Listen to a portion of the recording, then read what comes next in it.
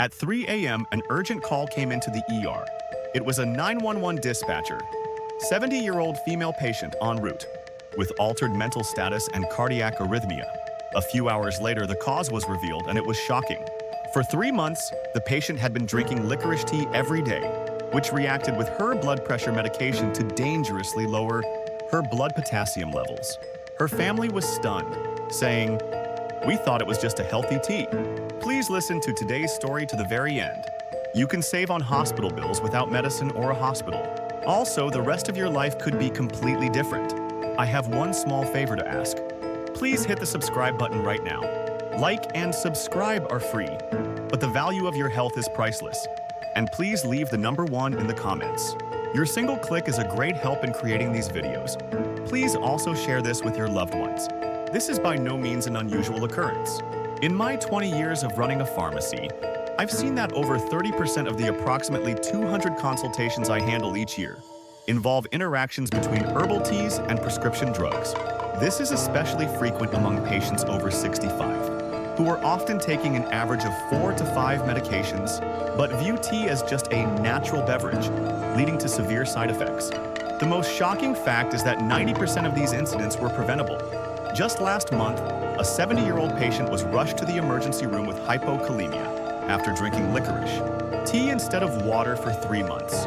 The licorice's glycyrrhizin had interacted with her blood pressure medication, an ACE inhibitor, dropping her blood potassium to a dangerous 2.1 mql, normal range 3.5-5.0. In contrast, I also saw a 65-year-old diabetic patient who improved his blood sugar control by increasing his fluid intake with chamomile tea. I will now scientifically analyze why such a stark difference can exist within the same category of tea. From a clinical pharmacy perspective, the bioactive compounds in tea are not just simple beverage ingredients. They can be metabolized by the liver's CYP450 enzyme system, compete directly with drug receptors, and sometimes alter drug absorption and excretion. Therefore, it is a very dangerous assumption to believe that something is safe just because it is natural. The risk of these interactions is even greater in the elderly, whose kidney function and liver metabolism have declined. Expert-recommended safe teas, scientific evidence, and clinical data. Chamomile tea. Apigenin's GABA receptor regulations. The safest tea to recommend in a clinical setting is, without a doubt, chamomile tea. Its main bioactive compound, apigenin, selectively binds to GABA-A receptors, producing a calming effect on the nervous system. A 2019 clinical trial published by the University of Berlin in Germany involved 120 seniors aged 65 and older who consumed chamomile tea for 12 weeks. The results were remarkable. Participants' daily water intake increased by an average of 680 ml, and the incidence of constipation from chronic dehydration decreased by 45%. Notably, chamomile tea contains no caffeine, so it does not cause diuresis. Its flavonoids improve endothelial function, which enhances the body's ability to retain water.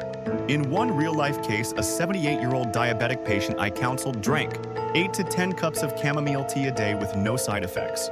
6 months later, her HbA1c level improved from 8.2% to 7.1%.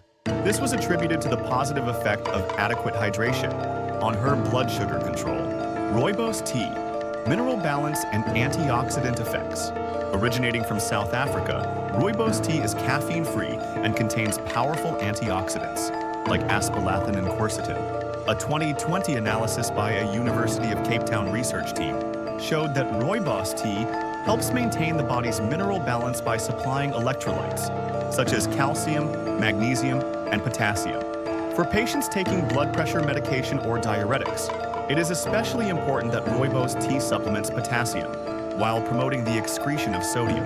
In a case I observed with a 72-year-old hypertension patient, his blood pressure stabilized after drinking 4 to 5 cups of rooibos tea daily for 3 months, and his electrolyte levels remained in the normal range during regular checkups.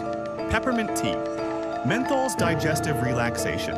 The main component of peppermint, menthol, acts directly on the gastrointestinal, smooth muscles to improve digestive function. A 2018 randomized controlled clinical trial by the University of Rome in Italy provided peppermint tea to 180 patients with functional dyspepsia for 8 weeks resulting in an average 60% improvement in digestive symptom scores. Peppermint tea can also help with the common complaint among seniors that drinking water makes me feel bloated. Menthol shortens gastric emptying time and helps release intestinal gas, allowing for both hydration and improved digestion. Expert warning: dangerous teas and drug interactions. Licorice tea. Mineralocorticoid. Effects and life-threatening risks. The glycyrrhizin in licorice is metabolized into glycyrrhetinic acid, which inhibits the 11B-HSD2 enzyme. This causes cortisol to excessively bind to mineralocorticoid receptors, promoting sodium retention and potassium excretion.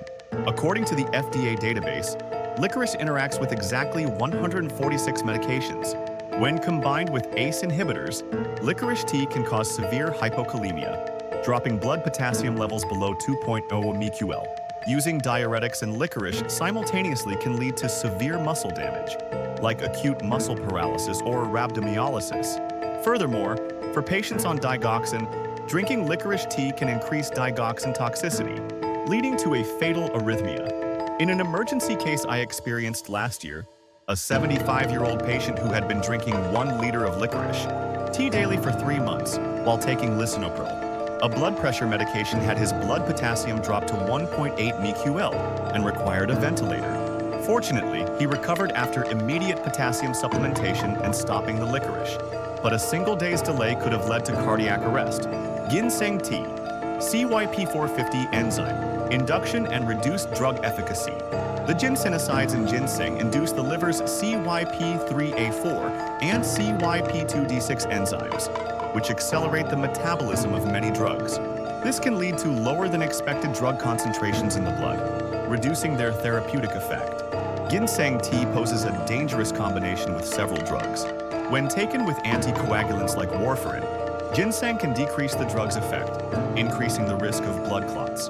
Diabetic patients should be especially cautious, as ginseng itself has a blood sugar-lowering effect, and using it with diabetic medication can cause unexpected hypoglycemia. Also, for patients on blood pressure medication, ginseng's sympathomimetic action can actually raise blood pressure, hindering treatment. I once counseled a 68-year-old patient who lost consciousness when his blood sugar dropped to 50 mg/dL after drinking ginseng tea with his metformin.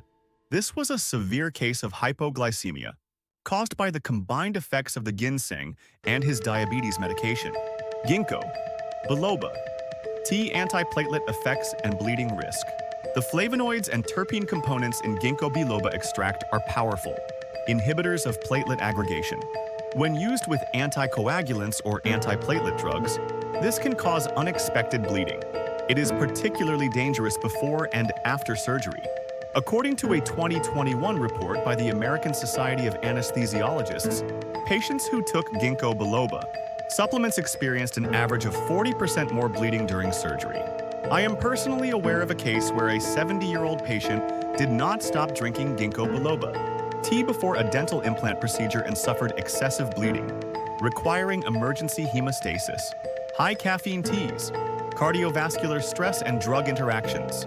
Teas like mate and guarana have caffeine content that is 1.5 to 2 times higher than coffee. Caffeine is a substrate of the CYP1A2 enzyme and also blocks adenosine receptors, directly affecting the cardiovascular system. High caffeine teas create dangerous combinations with several drugs. For patients on beta blockers for heart conditions, drinking high caffeine tea can increase the risk of arrhythmia. When used with bronchodilators, it can increase theophylline toxicity, leading to severe side effects. For patients taking anti-anxiety medications, caffeine can counteract the drug's sedative effect, reducing its therapeutic efficacy. Expert recommendations.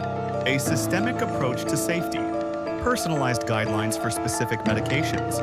Patients on blood pressure medication can safely drink chamomile, rooibos, and peppermint teas. However, they should avoid licorice, ginseng, and hibiscus teas, which can affect blood pressure. If you are taking blood pressure medication, it's a good idea to measure your blood pressure twice a week and get a monthly electrolyte test to monitor your body's condition. For patients on diabetes medication, I recommend chamomile and rooibos teas, which have a neutral effect on blood sugar.